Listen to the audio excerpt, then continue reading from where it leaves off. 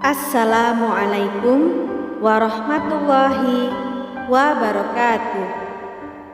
Mari bersama-sama kita mengucap syukur alhamdulillah atas rahmat Allah kita dapat bertemu kembali di channel Wanita Bahagia. Semoga sahabatku sekalian dalam keadaan sehat walafiat. Amin ya rabbal alamin. Sahabatku seiman yang dirahmati oleh Allah Subhanahu wa Ta'ala, begini cara Utbah bin Abu Lahab menceraikan Ruqayyah putri Rasulullah Shallallahu Alaihi Wasallam. Demi bintang yang terbenam, aku menyatakan diri kafir, teriak Utbah bin Abu Lahab kepada mertuanya Nabi Muhammad Shallallahu Alaihi Wasallam dengan kasar dan pongah. Pada hari itu, Utbah mengikrarkan cerai dengan Ruqayyah putri Rasulullah Shallallahu Alaihi Wasallam. Tindakan ini diambil Utbah lantaran desakan Abu Lahab menyusul turunnya surat Al-Lahab ayat 1-5. Setelah ayat ini turun, emosi Abu Lahab benar-benar meledak dan berkata kepada anaknya, "Hubungan kita terputus jika kau tidak menceraikan anak perempuan Muhammad." Mendapat instruksi demikian, Utbah pun langsung menceraikan Ruqayyah. Padahal pasangan ini belum sempat berbulan madu. Ruqayyah menikah dengan sepupunya itu ketika ia masih belum berusia 10 tahun. Utbah pun langsung mendatangi Rasulullah Shallallahu Alaihi Wasallam sebelum mengikuti ayahnya ke Syam. Ia mengeluarkan pernyataan talak kepada putri beliau. Tak cukup mengutarakan kemarahannya, Utbah juga meludah di hadapan Rasulullah Shallallahu Alaihi Wasallam.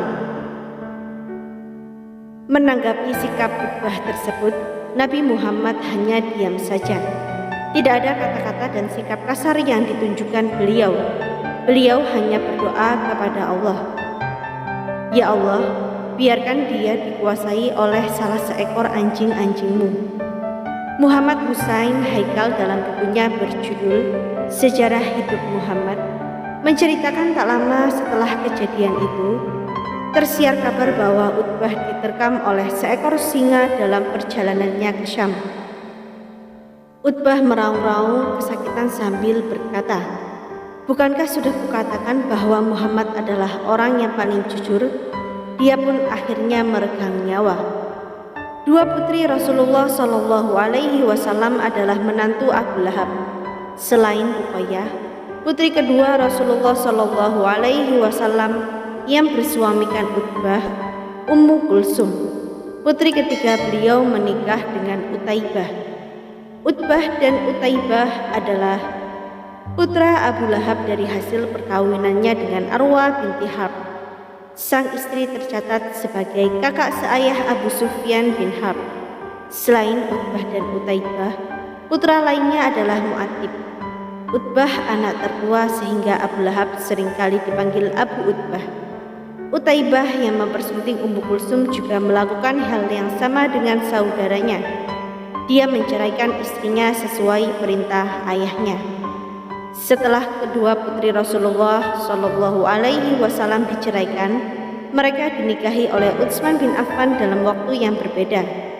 Utsman menikahi Ruqayyah terlebih dahulu, namun Ruqayyah meninggal pada 2 Hijriah. Setelah itu Utsman menikahi Ummu Kulsum yang juga meninggal selang 5 tahun kemudian pada tahun 7 Hijriah. Sayang keluarga. Sejatinya Abu Lahab lumayan sayang dengan keluarganya. Hanya saja ia sangat tamak akan harta dan tahta. Dia sangat ambisius dan takut kehilangan kedudukannya. Haikal mengatakan, sebelum Muhammad diangkat menjadi Rasul, hubungan beliau dengan Abu Lahab baik-baik saja, bahkan begitu mesra. Abu Lahab sangat senang memiliki keponakan yang disayangi oleh semua anggota keluarganya, terutama ayahnya Abdul Muthalib dan adiknya Abu Thalib. Kedekatan itu semakin erat saat Abu Lahab menerima kedua putri Rasulullah Shallallahu Alaihi Wasallam sebagai menantunya.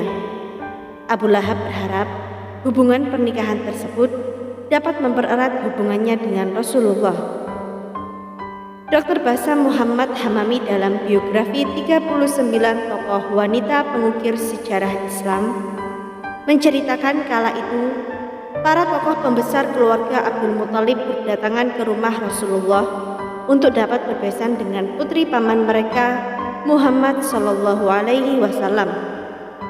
Sesepuh mereka Abu Thalib pun datang mendekat kepada Rasulullah seraya berkata, "Wahai keponakanku, engkau telah menikahkan Zainab dengan Abu Al-As bin Ar-Rabi dan ia merupakan menantu terbaik. Tetapi para sepupumu yang lain merasa engkau pun harus memberikan kepada mereka seperti yang telah engkau berikan terhadap Ibnu Rabi. Mereka juga tidak kalah mulia dan terhormat dari Ibnu Rabi." Rasulullah pun menjawab, "Engkau benar wahai pamanku." Seperti kebiasaan Rasulullah dalam menikahkan para putrinya, beliau meminta izin kepada dua putrinya, Ruqayyah dan Ummu Kulsum, tentang pernikahan mereka dengan putra paman mereka, Abdul Uzza, yaitu Utbah dan Utaibah putra Abu Lahab. Kedua putri Rasulullah itu bukanlah putri yang berani menentang perintah ayah mereka atau menimbulkan kesulitan bagi keluarga dan sanak familinya. Diam dan tenang adalah jawaban mereka. Beberapa hari kemudian, pernikahan mereka pun berlangsung dengan tenang dan tentram. Ruqayyah dinikahi oleh Utbah bin Abu Lahab, sementara Ummu Kulsum dinikahi oleh saudaranya Utaibah. Sang ayah yang penyayang, Muhammad, memberkahi pernikahan ini. Beliau serahkan perlindungan kedua putrinya tersebut kepada Allah Subhanahu wa Ta'ala. Demikian pula Sayyidah Khadijah yang melepaskan kedua putrinya dengan tetesan air mata. Ia pun lebih banyak meluangkan waktu untuk memberi perhatian kepada sang suami yang terpercaya dengan menjamin ketenangan dan kedamaian saat beliau melakukan ibadah kepada Allah Subhanahu wa Ta'ala. Di samping itu, Khadijah merawat putrinya terakhir yang tinggal bersamanya, yang menjadi penghibur dan penyejuk hati baginya. Ia adalah Fatimah yang pada saat itu masih kecil, manja, dan dicintai oleh sang ayah.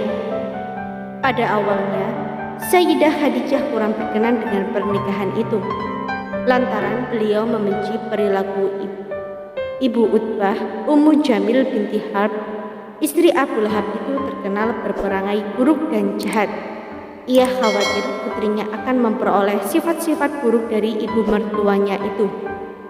Kondisi itu benar adanya. Begitu Rasulullah diutus menjadi Rasul dan menerima wahyu, benih-benih konflik mulai timbul. Perasaan tidak senang mulai tampak pada diri Abu Lahab yang juga membawa-bawa keluarganya dalam permusuhan itu. Hubungan yang semula baik lambat laun menjadi renggang, bahkan putus. Dari yang semulanya keluarga dekat, Abu Lahab pun menjadi musuh bebuyutan. Abu Lahab merasa terancam. Dia tidak ingin diri dan keluarganya kelak menjadi korban dari perubahan yang dilakukan Rasulullah.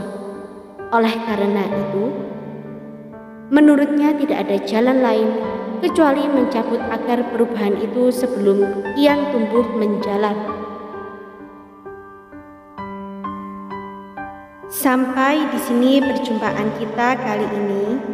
Semoga apa yang kami sampaikan bermanfaat dan menjadi ladang pahala bagi kita semua. Jangan lupa untuk menekan tombol like dan subscribe serta nyalakan lonceng notifikasinya agar Anda tidak ketinggalan video terbaru dari Wanita Bahagia. Sampai jumpa di video kami selanjutnya. Wassalamualaikum warahmatullahi wabarakatuh.